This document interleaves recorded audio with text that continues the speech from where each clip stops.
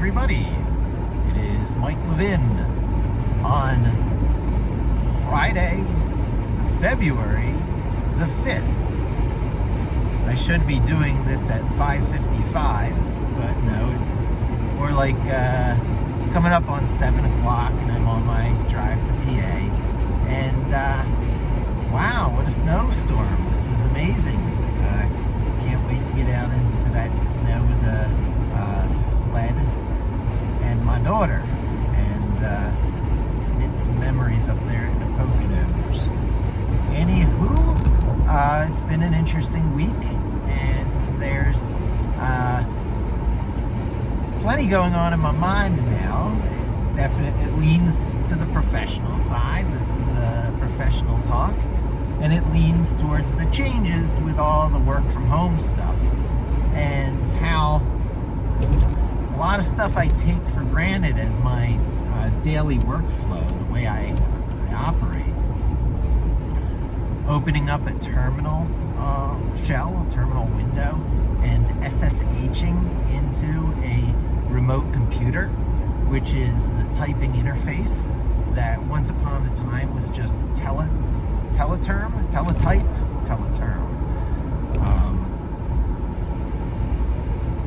But with security, they added, enforced use of a security layers, security protocol. So it's still a shell, but it's referred to as a secure shell, hence the S, the first S of SSH, secure shell.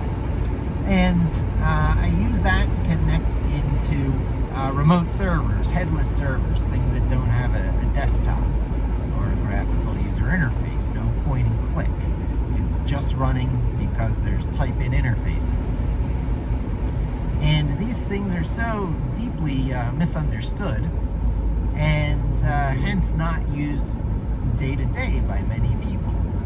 And when our company went more remote than it already was, Ziff Davis, J2, a variety of technology, publishing, communication companies wrapped together under one umbrella. It was already quite distributed as a company, but under the current conditions, becoming even more distributed, we slightly changed a number of the ways we did things, and I found myself losing my access to my servers through what is port 443, the secure SSH, the traditional SSH port number on network communication. So for those who are not familiar with it, on any given network, segment of a network, because every network you're on that's connected to the internet, for example, you're on a segment of network, and communication is zipping around in packets that build up into the full messages to and from between machines. And one of the ways that you squeak more utility, functionality out of that communication is to have, as part of the communication protocol, what port number you're speaking on, numbered up from probably 0 on up. And those ports, there's really nothing about it other than the traffic is able to be differentiated from each other. It's all packets, zipping around on the network, and the ability to tune into those packets that are tagged with a port number so you can reassemble the full message for things that are just targeting that port number is easier. You can use filters that are optimized for such tasks, and suddenly, all your communication is just a sliver of the communication taking place on the overall network segment you're on, because you're only listening for things, for example, on port 80. If you're a web server, there's an implied :80 in every web address that few people really think about, but at the end of every web address, after the top level domain, before the path to the files, or whatever it is, the URL, they're not always files these days, it has a port number, :80/. And you don't see that exposed very often. Sometimes you do. Some web servers are improperly configured, and you'll see a request for non-secure web address automatically forwarded to :443/. And that is the port number often associated with secure protocol. So network admins have the ability to say, disable all port 443 communication for non-DevOps employees. And of course, that's a reasonable, logical thing. No one uses SSH anymore outside of DevOps, right? Well, not so much if you're doing it old school. And there is definitely a battle over the hearts and minds of young developers going on between the proprietary platforms, that even the cloud ones, proprietary cloud platforms that are trying to draw you in by virtue of your ability to produce things fast that work and satisfy everyone's needs today. And, you know, you do a good job. There is no doubt you have meritoriously earned reward by using the power tools provided by vendors, as it has always been. And so long as you move along on that path as prescribed by those vendors, you will continue to get that reward. And I've been damaged career-wise. Now, it hasn't been done to me. It's done to myself. Anything anyone complains about is really just projections of things people fear about in themselves. So when you see everyone accusing people of being Karens online, for example, look at the accuser to find yourself a Karen. That's just for example. Projection is, you know, a truism in the human condition. If you want to find what people fear in themselves, look about what they're complaining about. So I am not as expert as I should be in tools in my field because those tools keep changing. My field could very well still be web development if web development weren't changed from .asp, active server page, where I became really good and really proficient on a text editor called, let's see, what was I using back in those days? It was not Notepad++, but it was something along those lines. Wow, I can't even remember, but I learned the macros for it. I became really good at it.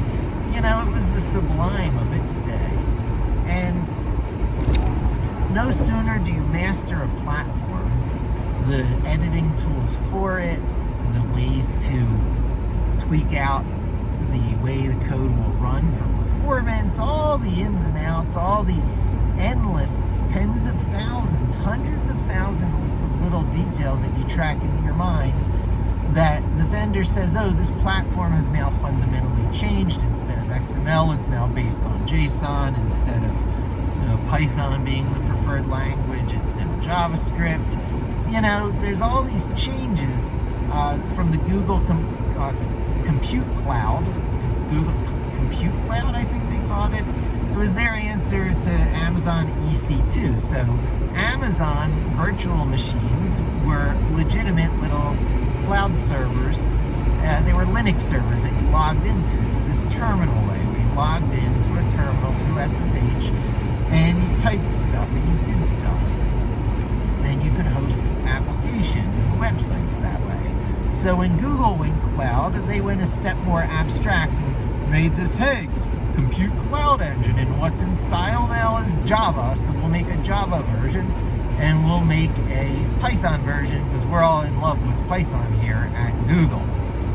So they did that, and it didn't go over that well. It was a little bit kooky as a platform, but this outside party reworked Google's own JavaScript engine from their Chromium free and open source of their browser, which has to have the JavaScript engine for it to render JavaScript. So the rendering of JavaScript is in the free and open source. So the creator of Node.js, the single developer person, lifted this code and made a server capable of running a server that used Google's V8 engine to execute JavaScript, hence Node.js. Node.js takes off with all kinds of popularity, as does the JavaScript object language, interoperable data exchange language called JSON, JavaScript Object Notation. It's kind of and that's used a lot in things called RESTful services that took a lot over from the XML dream of interoperable text files that preceded it. But just like people hate looking at HTML files to hand edit, and they all went to Markdown, and a few other lightweight syntax languages, because no one wants to hand code HTML, or you rely on heavier weight tools, visual editors. What you see is what you get, WYSIWYG tools, which are usually vendor specific, or at least graphical desktop operating system specific, and you're locked in again. So you gravitate towards more of the, lightweight text tools. And PHP exploded in popularity a while there, especially because of WordPress, as did the Ruby programming language because of Ruby on Rails, which shipped with Macs for a while, the Ruby programming language. Meanwhile, Python was in the background, linearly maturing. People think it took off like gangbusters recently. Well, no, not really. It's just whereas other things like Java and Ruby went through framework-driven fads, they were driven into popularity. Java, because it was a Sun Microsystems thing. The world was ready for virtual runtime engines and garbage collection, and comp-sci could get rid of all this pointer stack heap stuff that, intro to comp-sci students had to get bogged down by, and focus instead just on the purity of, say, programming patterns. So comp-sci went to Java, and a lot of people went to PHP, and a lot of people went to Ruby. And those things are fad-driven in these cycles, but not Python. Python has this linear uptake gradually in the background over time, over its, I think, 30-year history now, and 30 years version 3.9, right? A number increment per 10 years. They're not forcing you to train and change all that quickly as the language matures and adapts to modern times. And it's a lightweight enough language that it adapts gracefully. If you look at the way people say that the concurrency story isn't as clean on Python as it is on, say, JavaScript. I would say that's not really true. It's just that there is one story in JavaScript and there's many stories in Python. And both languages went with the async await keyword solution to make it asynchronous look not like asynchronous, to look like synchronous, to sort of rein it back in. And then it has this parallel track behavior. Things are either in synchronous or asynchronous mode, and once you go into asynchronous, you can't assume that you can still wrap things with synchronous, syntax. You're lucky if an if statement works. They do, thankfully.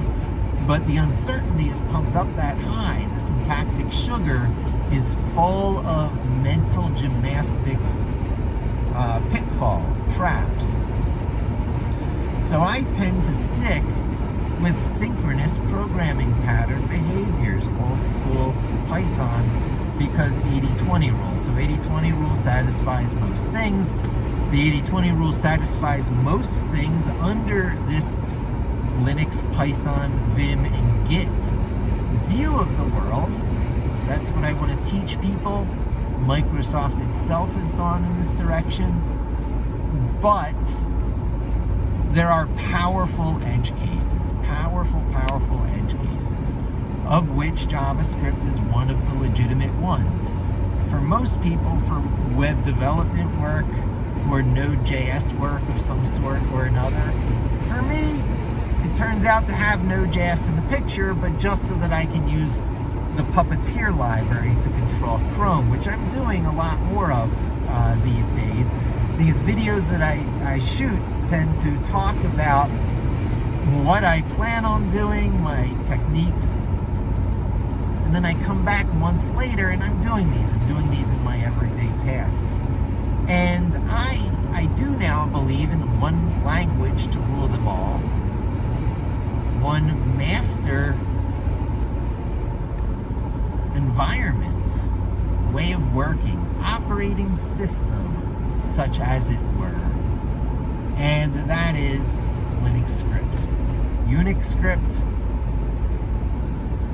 the slightly enhanced version of it, we call bash files. We can safely do that. It is the canonical version of Unix scripts because Microsoft bought Canonical, which owns the most popular version of Linux, which, while not Unix, makes it one of the most popularly run shells out there. And the Ubuntu shell is basically the bash shell. Bash standing for Berkeley. And so it's the way of interoperating with computers through text that goes back to the Unix Berkeley tradition, with your arrow keys up and down for command line history, for tab for command line completion, and a few other shell niceties we take for granted that you get this stuff. We come from the windowing, point and click operating system world where all this stuff is done automatically and for free for you. And it really goes to an extreme in graphical based IDEs like PyCharm and Microsoft VS Code, where you have the command object completion in your IDE. There are different words for it. When you start typing .this or .that, and there's a pop-up auto-suggest. And you can still have a little bit of that in the old school world, in the type-in text interface, because even without any plugins, even with just the default way that Anaconda installs Jupyter Notebook, you can get that kind of dot completion in Anaconda, like Jupyter Notebook, Jupyter Labs, the Python environment that you get in a web browser when you install Anaconda. So you go, you search on Anaconda, you find it for your operating system, usually 64-bit. Last I checked, it was up to Python 3.8, but it could very well be up to Python 3.9 by this time. You install the latest Python 3-point version. You don't want to go do anything 2-point anymore. The Unicode story and the performance story, if nothing else, is better under 3-point whatever. It got really good under 3.6. I've got servers in deployment. I've got a server in deployment under Python 3.6 as its virtual environment under which all my scheduled scripts run. Because 3.6 has everything you need except like these walrus operators and a persistent memcached, which I admit will be nice. I use third party to get persistent key value stores. Oh, so much to talk about. There is a kind of generic plumbing that has a very Python-centric view of the world that I have and promote. And I suppose my special thing is that not everyone needs to be a developer of things, of deployed things that have long life cycles, that require mastery of platform du jours, because boy am I allergic to platform du jours. Boy am I gun shy of things that can't be moved from old systems to new systems with minimal performance loss, maybe only performance gain, minimal encumbrance by licenses, maybe just your standard free and open source permissive licenses from MIT to GNU 2 license. If it's GNU 3, watch out. You might be forced to give back if you make money off your stuff like TiVo and Cisco were. But a new license was written so that TiVo didn't really have to give back after all. But Cisco gave back with the OpenWRT project under the Debian license, which is an in the public interest license, a really good one under the foundation created for Debian, under which Ubuntu was released, which is a different lineage than the IBM Red Hat stuff. Just a little FYI, Linux is not Unix, and Debian even less so. However, it's what Microsoft blessed as the canonicalized version of Unix or of Linux that you get first when you dabble with Linux under Microsoft's Windows subsystem for Linux, WSL 2, which is readily used by anyone now. I'm on the Microsoft slow track for new developer release stuff. But what I promote is that this is not really developer stuff. It's not really DevOps stuff. That was the interesting thing that happened to me this week. It was that the access control lists were trimmed back to a very conservative minimum, as well they should be. It's probably following good best practices. I approve of the, deny first mentality when things change, when systems change, and you run two in parallel and you gradually sunset the older system. You might get yourself a new set of ACLs where your person in marketing, they don't use SSH, CHOP, new, network communication rules, and you got to be the squeaky wheel to get back the kind of, control over headless systems that one may have been used to assuming one had in the past, especially if you were already into the network, such as it were through VPN. So VPN gets you in from inside. You can now SSH to local resources, but not so much anymore, unless you say, hey folks, I still do things the old school way. Oh, we got to update the permissions for you. Okay, back in business. So I had that experience. I was able to handle it. I was able to diagnose it, confirm that I was actually on the VPN, confirm that I can actually ping the IPs in question through that protocol that's not really so port-based, IMCP, IMPC, whatever it is. The ping protocol is different. But then I was also able to trace routes to the IP address I was interested in, so I could see that communication could occur and the route it took on the network. So there's a few other things that could be done, but usually ping and trace route are enough to let you know that that machine is there.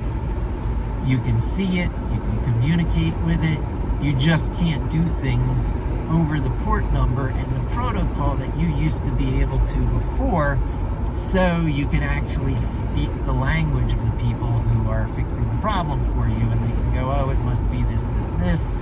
Tokens need to expire. So there's stuff that's really hard for the DevOps and the sysadmin type people to explain to you.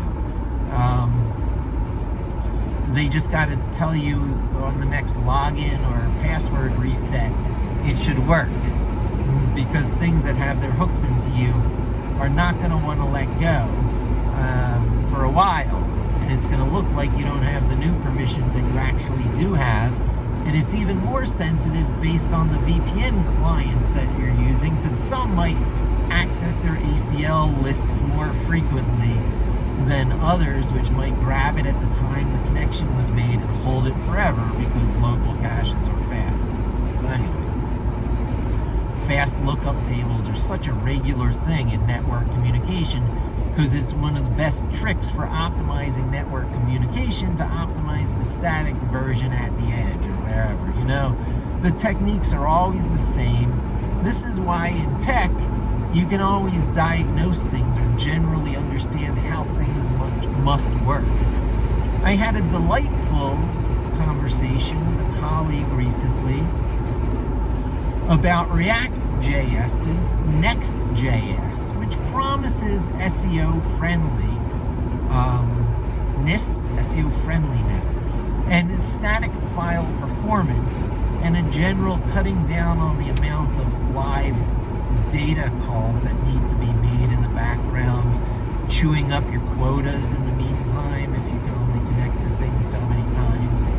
And under React.js, there is something else called Next.js. I guess it's not under React.js. There is also Next.js that works with, replaces, I'm not exactly sure, is next generation of React, which is the framework created by and promoted by Facebook in the free and open source. So use it. We'll never charge you for using React.js to build your stuff. And it knits together all the various web components so you can have a high granular control over your stuff, which is exactly the kind of thing people building dashboards and intranets wanted and needed. Looking for things to replace. Stuff was never really adequately there in the first place on the web. Microsoft tried it once with ASP.NET with JavaScript postbacks. This was so before unified compatible JavaScript on the browser, much less the server. It's not even funny, but Microsoft chased this dream with data components, data grid components that ran on the server but had a high degree of communication with fat view state objects on the browser client. Whew, was that a mess. But, along came a bunch of alternatives, WordPress and PHP, Ruby on Rails, and most recently, Node.js with whatever framework du jour you want to use. Most of the time React, that's what we're talking about. Oh, got to mention Django on the Python platform. Python's always had Ruby on Rails. We just call it Django, and it's just never been as sexy. So what else? Yeah. So the frameworks, the popular framework du jours, right now it's React.js, and the delightful conversation was, how do you make this static? How do you make it search friendly? And both React with Next.js and its competitor Vue.js and its next version called Nuxt, play on words. So there's a Nuxt.js. So alongside Next.js as the evolution, the SEO-friendly, static, file-capable version of React, there is Nuxt.js as the static file SEO-friendly version of Vue.js. Okay, so alphabet soup, bubblegum foundations, no, bubblegum frameworks. It's the bubblegum frameworks. To even just say them. Not to mention Angular, which is still hanging on, the old mean stack, MEAN, which still had something like MySQL in the picture. Well, no longer, because Google's trying to push you to their whole cloud offerings. I was talking about the obsolescence of platforms, luring you into platforms. So for a while, there was the mean stack. Okay, we'll take the Google compute engine out of the picture because no one's using it. We'll promote the mean stack. Oh, MongoDB. It wasn't even MySQL. MongoDB, free and open source. Angular. That's the A. What was the E? Probably Express.js, right? Because you need something in there to handle the framework stuff. So Mongo was your DB. Express was your framework. Angular was your framework. Then what was Express? And you can't even understand it. And of course, N was Node, so, there's a Node solution. Well, Mean didn't last very long because React took over from Angular. Angular was Google's JavaScript framework for building apps, for the web world on a framework foundation that you could back end with comfortable, familiar technologies, JavaScript and Node, right? So Angular was a perfect language for building user interfaces that you would deliver on Node.js. So it's still alphabet soup to me, and it's still, the bubblegum foundations or frameworks, not even knowing where the separation of concerns occurs. It's a little bit difficult, but Google is now trying to move you to their cloud platform. They would have you using, I guess it is the framework of your choice, so it still might be React, but maybe, what else would you use? No, it's React and Angular. That's still React, Angular, and Vue. I think those are, Google would have you use this new thing that's promoted on their cloud platform, which works with Firebase, but is not Firebase. It works on top of it and uses Dart as the programming language. I was just researching it too. If you go to, developer.google.com, it's one of the 12 things promoted. And they want it to be big, but it's not really. But it sounds very appealing for creating cross-platform stuff. Okay, anyway. It's scary creating things that require a framework component, because there is a great deal of platform dependence in choosing your frameworks. Frameworks often are tied to a platform du jour type, hardware kind of thing that's popular these days, or a software as a service platform, not even real hardware. So as long as you're thinking about what you're doing as throwaway work, as most of the libraries that you're creating as throwaway work, lucky if you can even carry them on through Git repositories through your life, and certainly the hosted versions of it being a snapshot in time that you could only pull up through virtual machines in the future, or the acceptance it's going to go away, and what the experience you had inside of you was the valuable piece. You're going to be in a scrap and reburn world, scrap and rebuild world for the rest of your life. Now, scrap and rebuild doesn't have to be bad. It is then about the loveworthiness of the scrap and rebuild process.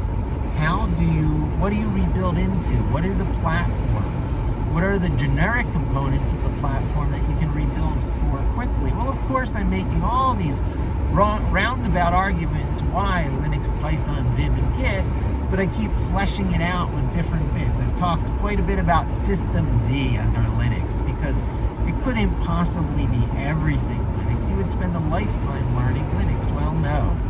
I don't even expect people to learn Linux at first. It's really whatever operating system you're using plus Python in the short term, because that is essentially what you get when you install Python on your system through Jupyter Notebook, through Anaconda. And it is slightly different from the most vanilla Python you can get on your system. So, Anaconda just became like super awesome at about the same point as you can open a standard Microsoft command shell through, the run. You just go to search and you find that run command, or you type CMD, or you type command. It's the old-fashioned command window. It's DOS. From DOS, you can type Python, and it will auto-launch the Microsoft Store and start the process of installing the latest, greatest Python 3.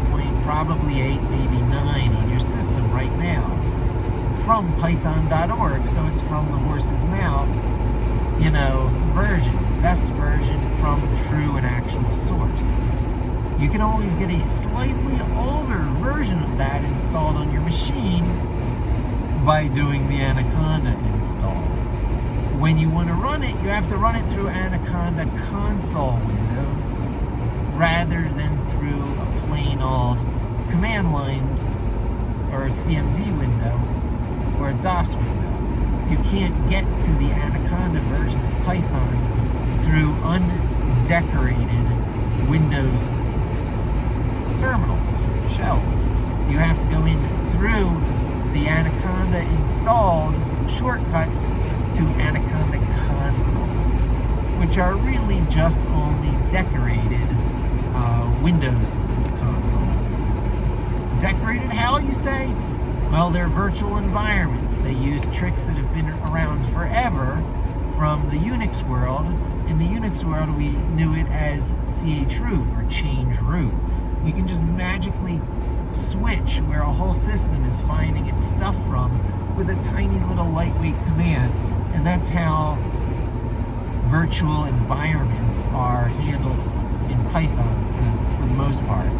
And you'll hear different terminology because there's not a really clean virtual environment story around Python, because it took until I think Python 3.6 until all the virtual env stuff was built in enough to Python that you didn't have to cobble it together for yourself with pip installs. Pip itself being a third-party thing that wasn't included, you had to get pip. So with Python, I think 3.6 and forward, you now have pip included. I believe you have virtual env included. But Anaconda has its own virtual environment system and also maintains its whole own separate software repository. The same way pip install, which is the Python packaging index, py for Python, pi for packaging index, pi.org, I believe it is, Piva. But when you do a pip install, that's where it gets it from. It's not the official Python organization, it's just an unofficial organization that manages the Python packaging index for Python. Less clear of a story even than, I don't know, Ruby, which has the gem system and had it with it from birth. The gem packaging system for Ruby is a very clean story. Microsoft can't come along and buy gem from out of the Ruby ecosystem the way it came in and bought NPM from out of the Node.js ecosystem. I mean, how hilarious is that? Node.js is a very Google-like thing because the heart of it is the JavaScript engine that was lifted from the Google free and open source projects that made their web browser. So for them to call Chrome free and open source, they had to put out the non-proprietary version of Chrome called Chromium. By putting that out, they had to put out all the components as free and open source, including the JavaScript engine, the V8 JavaScript engine, which some third-party developer pulled out, put into Node.js, said, now it's on the server, and the IT world was rapidly evolved again. I want to say revolutionized, but it's not so revolutionary. It's just rapidly involved. There should be a great way to run JavaScript on the server, as there always historically has been. Netscape Enterprise Server, Active Server page, now Node.js. It's just a logical thing, very Microsoft, very Google code base. But along comes Microsoft going, yeah, we work like that too on so many things. Let's see, where am I going with this here? Oh yeah, Google's very much like that because the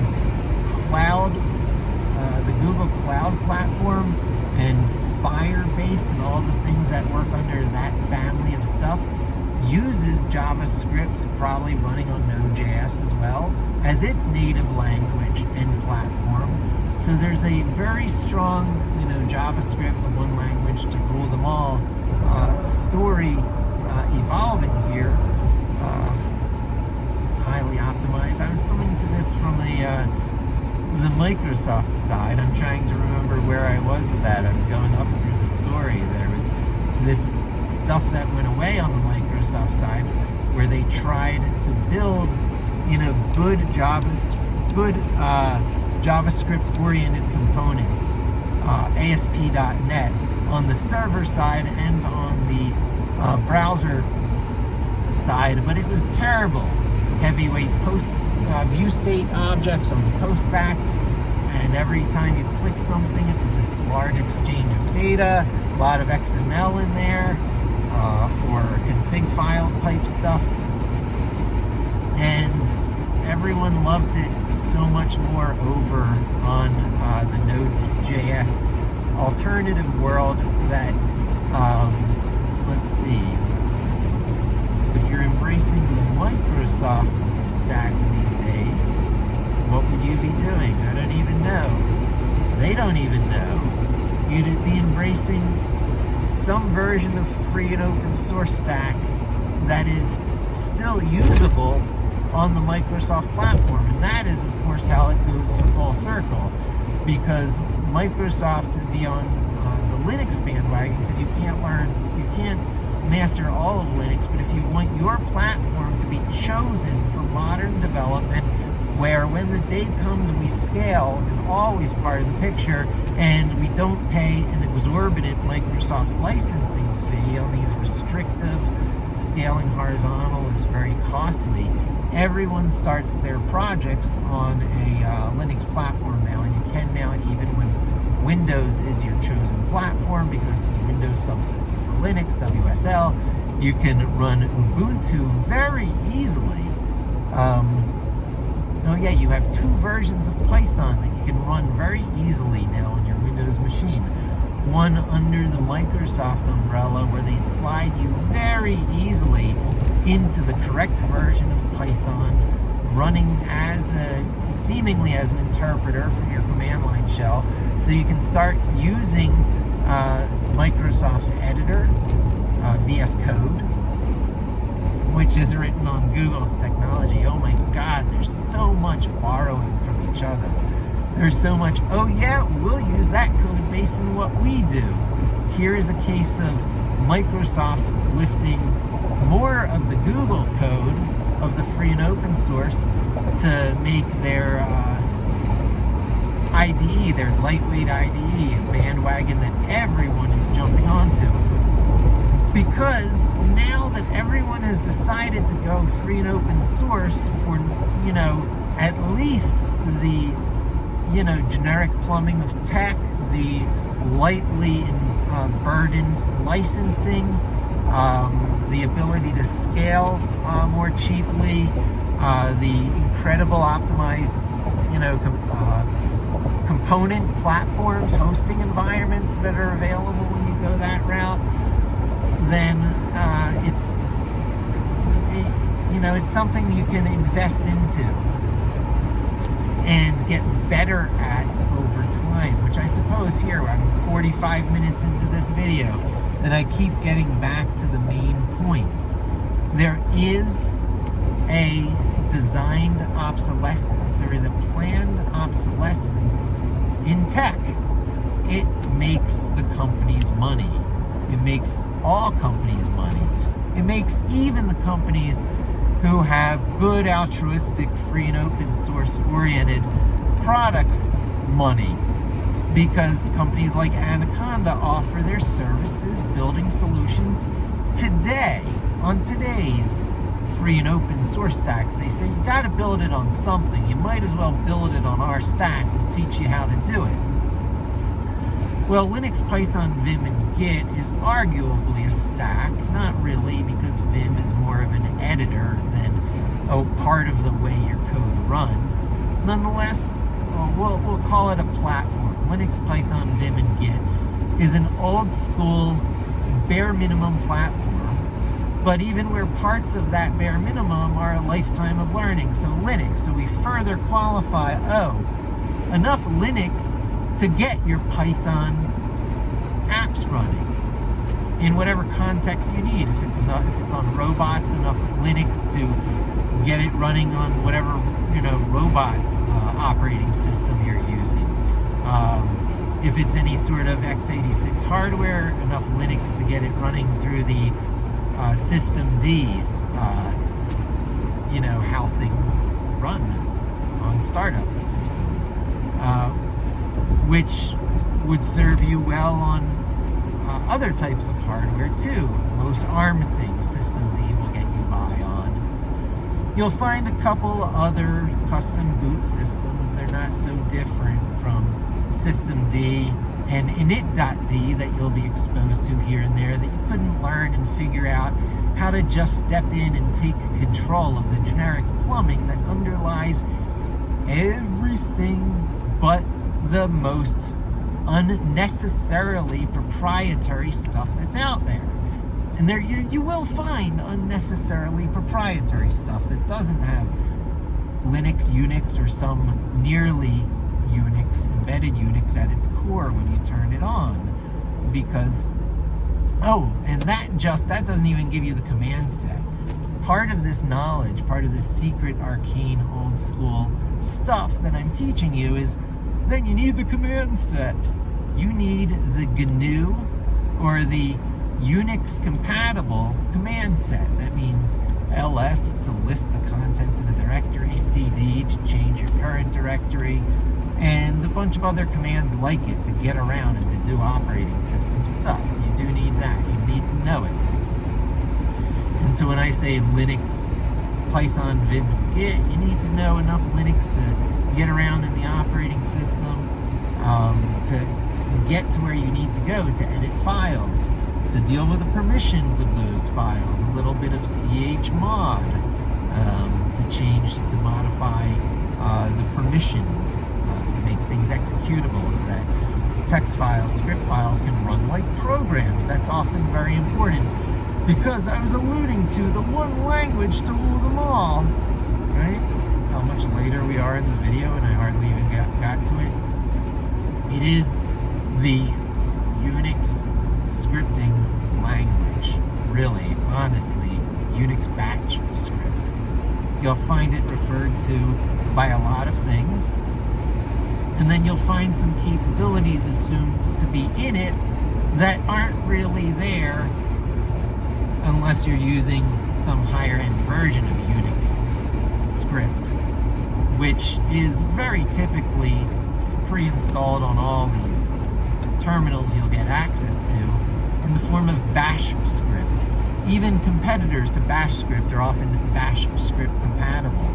So when things have to happen according to some logic flow, checking for the presence of a file and the contents of a file before you let things be scheduled, stuff that people would use cron for. If you were ever used to hearing cron, you need to use cron, but it was so incredibly mysterious and difficult. It belongs to the prior world under init.d and ways of stopping and starting software that demanded you to be a fairly talented Unix old school system admin person. I am not advocating that. Some might think of it as that, but it's not. You need to, see what, things are running with a PS command and how to pipe commands through each other. There's this wonderful API programming interface that Unix did, that Linux copied, called piping, where we all know you can use the programming language of your choice to write files, to write programs that run on the command line as if they were C programs, like ls and cd that I mentioned. You can make your own versions of them, and you type them and they run, and you can write them in JavaScript if you want, that get run with Node.js, or you could write them in Python that get run with the standard Python compiler, or the Python executable that gets installed, when you type Python, and it gets installed by Microsoft. There's still validity to that being on your machine.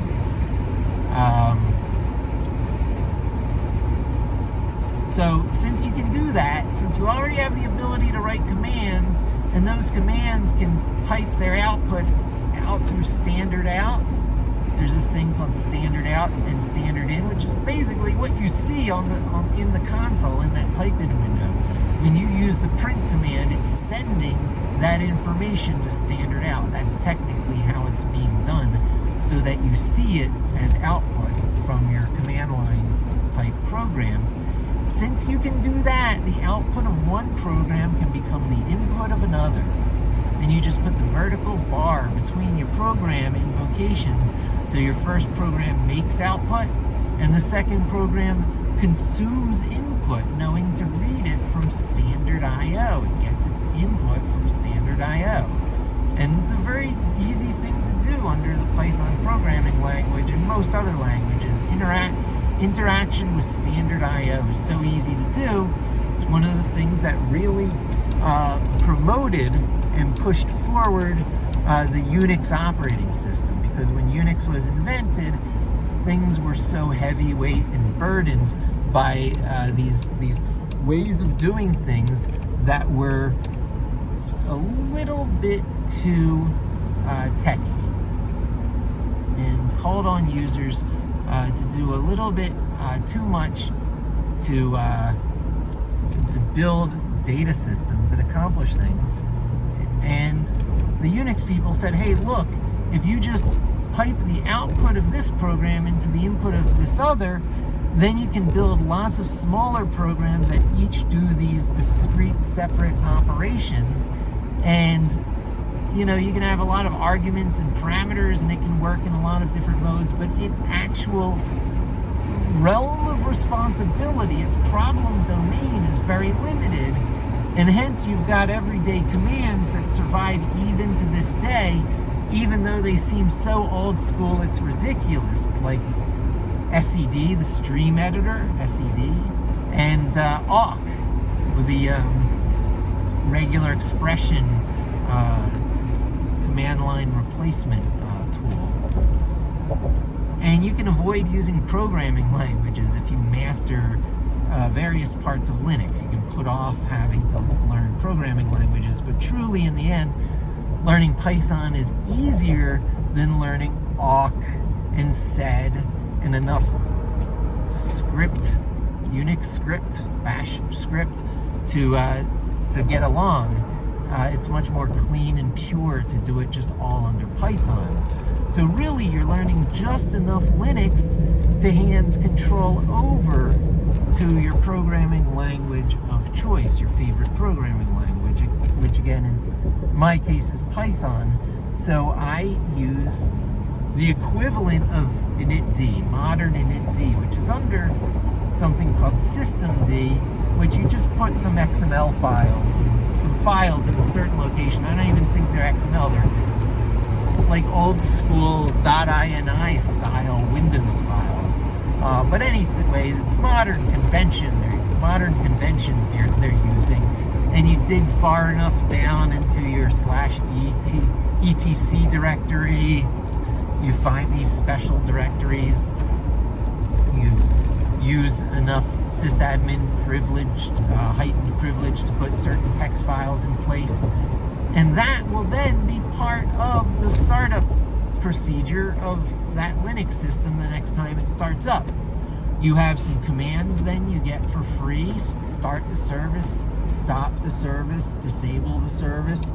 Of course, you need to start it at least once so that it starts up again every time your Linux system starts. You set a few other configurations, like how frequently it rechecks that it runs for respawning. And that respawning program, you see, that thing that's making sure it's running again, that pedantically rechecking, am I running, is a Python script. And you know Python, right? So you go one step further, it's not just a Python script, it's a scheduling script. It's a script that uses a Python scheduling package. Now, Python has one built in with the standard library called sched. I don't use it, I use pip install schedule, which gives you a bunch more control over how you schedule things. But it's a very clear API. If I had to change it one day, it wouldn't be that many text files to edit. It's very clear language how these text files work, so it's not much to edit, and it's very clear. So this is the loose coupling of components you're looking for, even if they are third-party. Third-party free and open source is okay, that's not bad, so long as their API is common enough and remappable enough so that if that particular third-party package goes out of style, you can replace it with others by just changing which third-party package you import and going through all the, references to it and updating those references, hoping it's not that big of a deal. There's often this sort of stuff happening in, say, the Python 2 to 3 scripts. There's always some sort of mapping, and it's no big deal.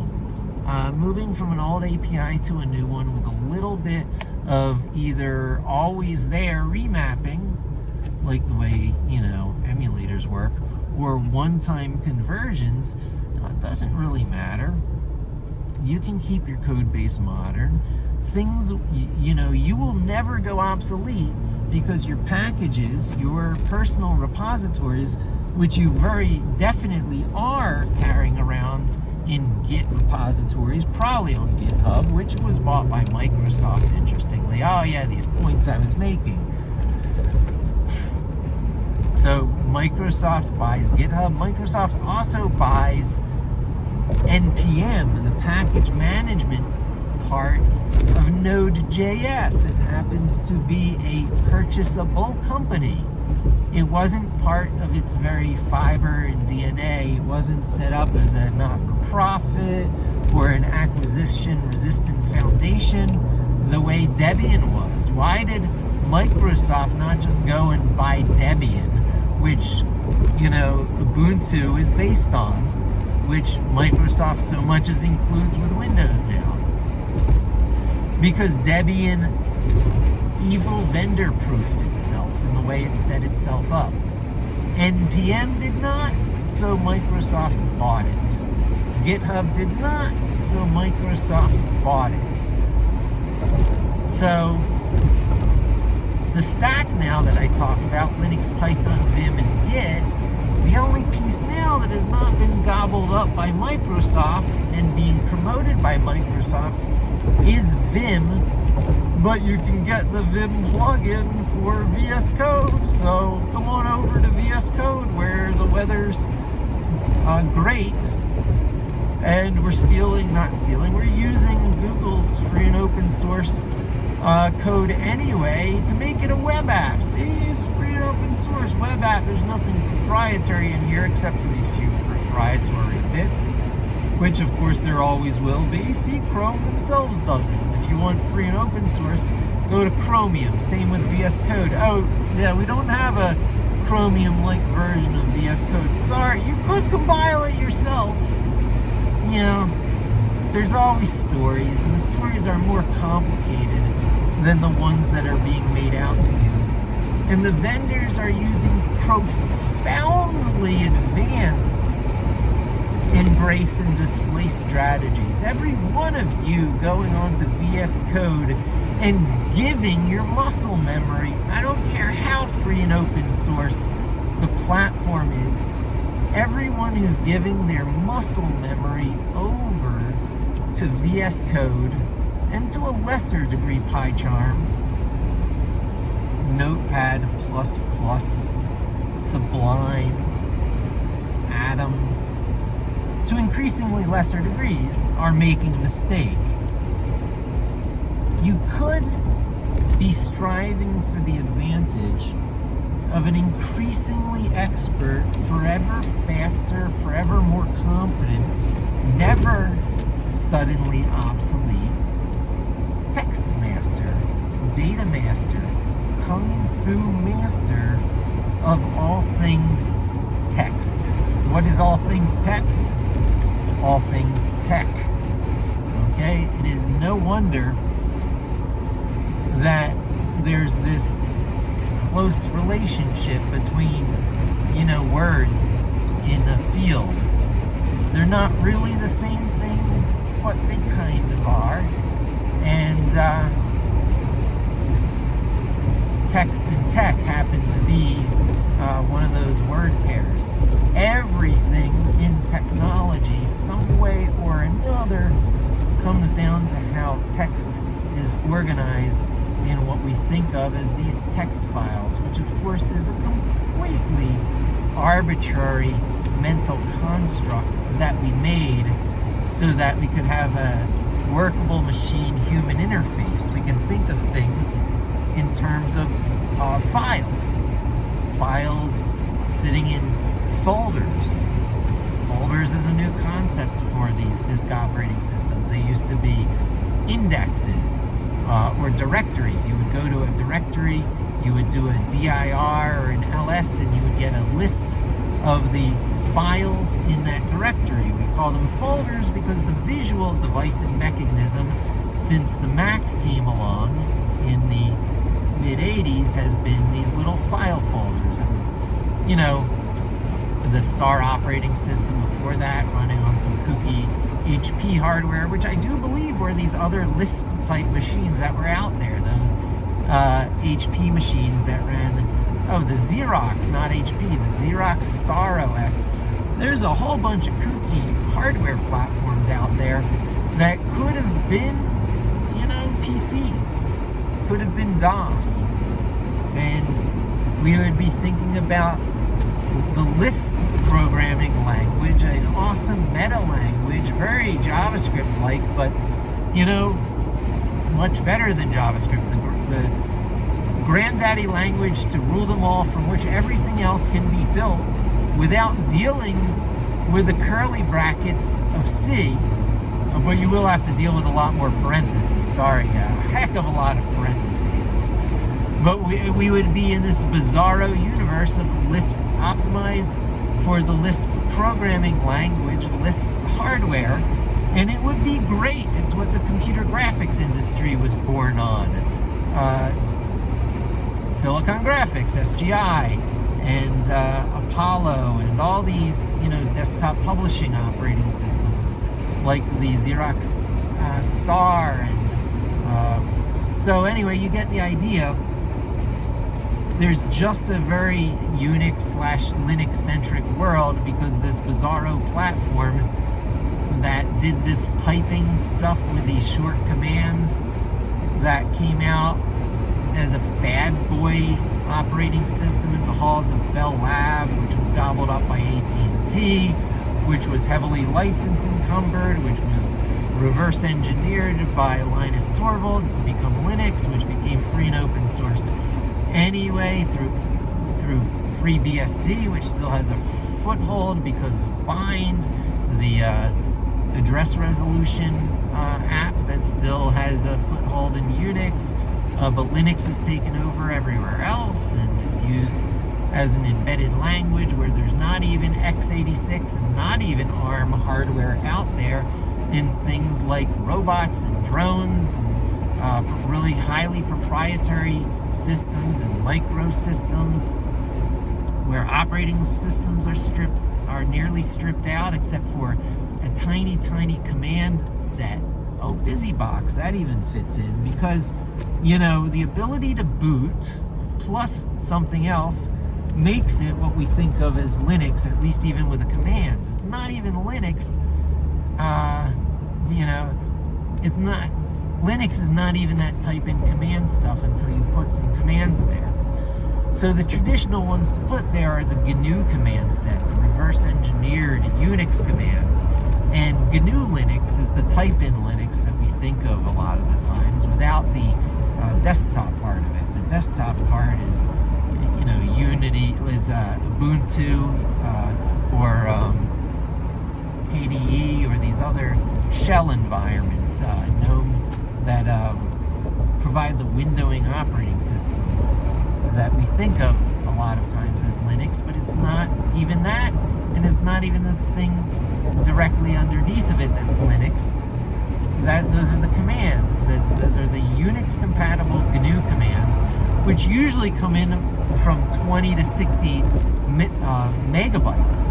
So to have a operating system that even just has the command set on it, you're about 60 megabytes in. These are some of the reasons why there's no such thing as a small operating system anymore, until you step in and say, oh, what if I just create the smallest compiled bits of each? There is such a thing that's called BusyBox, and that's like the kind of, just enough Linux to get hardware booted that I let people play around with my Linux operating system. If you Google on Linux, you can download something that's smaller, that's like 20 megabytes on the download, and it inflates, and it gets up to about 60 megabytes when it's done. But that's not the Unix/Linux commands doing that. That's a very tiny bit. I think about 500K of the whole Linux piece is the BusyBox commands, which is like a single command. You would think it's a lot of separate commands, but because of the way Unix shells work with all their aliases, and Linux shells by extension, you can have a single exe sitting on the hard drive or your persistent storage of whatever form these days, and have all these different commands hit that exe different ways. So one way it becomes the ls command, another way it becomes the cd command, and that's the BusyBox command, which turns lightweight things, which you don't even want to grow more than like 1 or maybe 5 megabytes, into a full-fledged Linux system that can be a server for stuff. You could be running an app on that, using all the same knowledge you use for all other app development. Like I say, you hand things over to System D, now it's scheduled. Every time that hardware turns on, you are running your app, see? And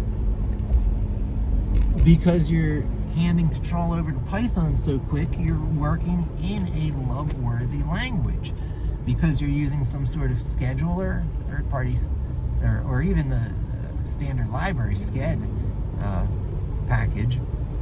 You can schedule Python to happen whenever. That scheduler is always going to be running because you can rely on System D to compulsively be checking, going, is it running, is it running? And then all you have to worry about then is syntax errors on the scripts you deploy, which can be any language. You might say, oh, well, you closed yourself into a Python-only world now, right? Because System D handed control over to a Python script that's importing a Python scheduling package, and now everything you run needs to be Python, right? Well, no. Because of a number of standard library Python things that let you run operating system commands. Most things can do this. I'd be surprised to find a general purpose language these days that can't also run commands in the operating system that natively called it. There's context questions like how virtualized and what the memory and resource and security contexts are of the commands it runs. But they all have these facilities, Python among them. So you use Python to schedule the invocation of Linux commands, highly parameterized Linux commands usually. So you can run Chrome automation with this variation or that, Chrome automation against this website with that list of keywords, or Chrome automation against that tool with this list of websites. And these things just then magically happen when your hardware turns on. You don't even need an desktop system for this sort of Chrome automation these days. You could also automate Microsoft Edge. You can also automate Chromium. And you can also automate Firefox using the Puppeteer library now.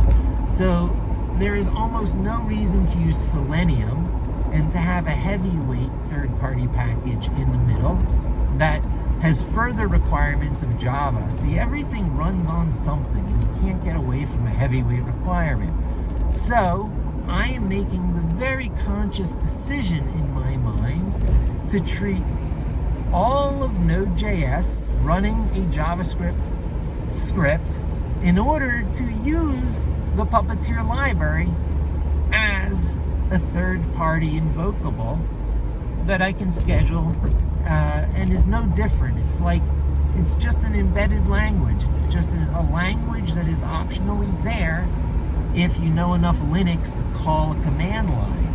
If you know enough Linux to call things from a command line, to create a program that takes arguments and parameters, that has enough flexibility to accommodate the things you might want to do, then Linux is your first programming language environment, even though you might not like to think of it that way, because it is truly the glue that ties it all together. People like to talk about other things as the glue that ties it all together. Because the operating system has an elevated and privileged place in your whole collection of components, your operating system has the chance to do tricks that other things don't. One of those tricks is piping information to each other. So if you can write in the language of your choice, you can use the heavyweight operating system trick of piping commands around. If piping data out of one thing into another doesn't do it for you, you can write to the local file system and use a local directory, the directory that things are running out of, or maybe a directory next to it or nested within it. You're not doing web app development here. I'm not talking, so you don't have the same security context. If you're working in the directory where your scripts are, then you don't have any path issues at all. You write a text file to the drive using Node.js, and you confidently, so long as you know what the file name is, read that file with Python. And so now you have interoperability. If those things are JSON files or CSV files, JSON or CSV files, you have high levels of structured interoperability between JavaScript and Python. And yeah, I'm kind of close to where I need to be. I'm quite early, so I think I'll talk out this one, because I think I brought it to the point where I really want this to be, and am indeed making a sharp edge or a sharp point on this point, on the point of this video. What is the edge of this video? That there is such a thing as staying leading edge. What is the point of this video? You can always be relevant and on point when Linux/Unix is your primary operating system language environment. Perhaps even that you learn. Perhaps the best of all possible projects to take up first is taking control of your own hardware right away, immediately, because you learn so much. And I've always intuitively known this. This is why I've created Levinix, stepping in and taking control of your own hardware immediately. It might be time to look at new ways of doing that, because Tiny PC, there's a bunch of initiatives out there that have dangled the prospect of having a very good generic virtualized platform to target for things. I used to do this heavily on Levinix because Anaconda wasn't around. Now that Anaconda is around, it serves that purpose. Just install Anaconda, and it's about as heavyweight opposite as Levinix was lightweight, right? Levinix is 20 megs to download, 60 megs when inflated. Anaconda is 500 megs to download, God knows how many gigabytes once inflated. And they both will give you a content management system, a software repository system. Tiny Core, TCL, get in the case of Linux, because Linux is based on Tiny Core Linux, one of these tiny Linux type things, endeavors. That is really neat, awesome. People might remember DSL, Damn Small Linux. Well, the creator of that has done other things, Tiny Core Linux being one of them.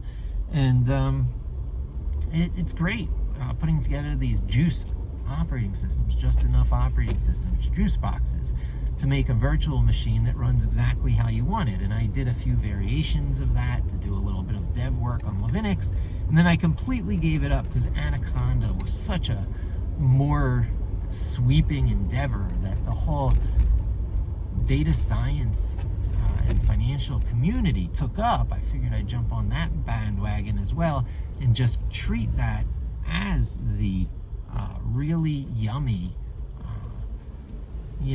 layer that makes the operating system not matter.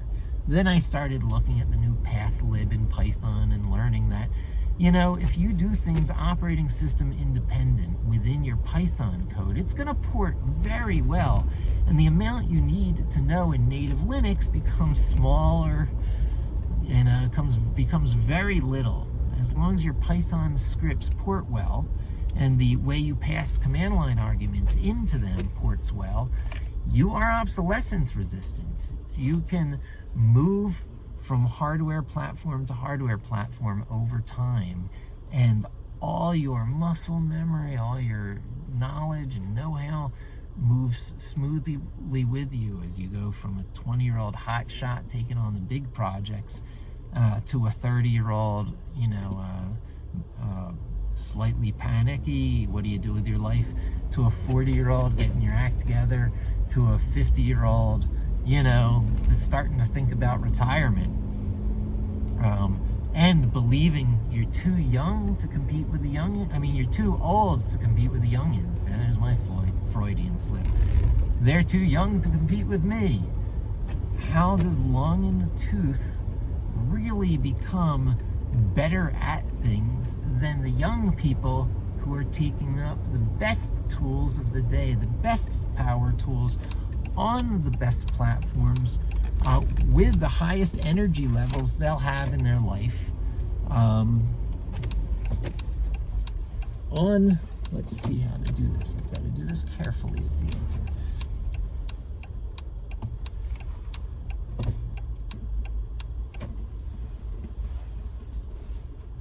On things where they're going to put the energy into the, scrap and rebuild and relearn on an every 5-year cycle, like the vendors would have you do, forcing you to relearn all the time and paying lots of money for the rights to be able to relearn, being beholden to a vendor's way of doing things, and never investing in yourself over the long term the way that you should be able to. So that's that last and most controversial piece of the equation. It's Vim. Don't get suckered into VS Code as your primary text editor right now, with all your muscle memory going there. Try and get yourself working on Vim and starting to get Vim into your fingers and working on things through remote terminal, through SSH. Get yourself a Raspberry Pi and have it sit next to you on your network and SSH into it over there and run code there. Maybe that'll be my first project when I really start to do my YouTube stuff right. So anyway, thanks for joining me. That's what's on my mind recently. Same as always, I suppose. But the rubber's got to hit the road. I got to show everyone how old school is young again. Thanks for joining me. Hope to see you again soon, and don't forget to subscribe.